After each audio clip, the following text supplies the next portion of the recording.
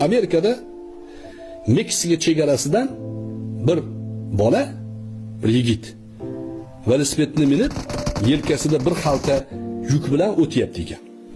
Polisda to'xtatdi. Nima bor xaltada? Qum debdi. Tushir, xaltani olsa qum. Bir bolaga qarabdi, yigitga qarabdi, bir qumga qarabdi. O'taver debdi. O'tgan. Kelyapgan xaltasi yana velosipedni minib, xaltani ko'tarib olgan, o'tib ketib to'xtatibdi. Nima xaltada? Qum debdi. Och. Ochsa yana qum. Bir qumga qararmish, bir yigitga qararmish. Va o'taver. Kelasi xatda yana velosipedda o'tyapti. Yelkasida bir xatda qum.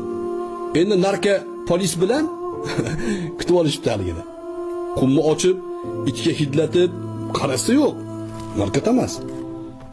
Yana hayron o'tkazib olishibdi. Har xatda shuni qildi. Unga kameralar qo'yishibdi. Kimyogarlarni chaqirishibdi.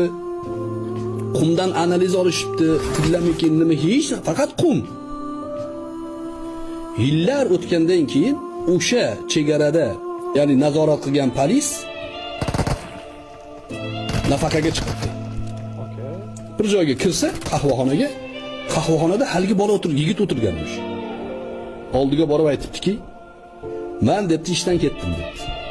"Senga zarar bermayman. Menga to'g'risini ayt. O'sha seni shu qilgan ishingning tagini topolmay, yechimini bilolmay uyqularim qochib ketadi. To'g'risini ayt.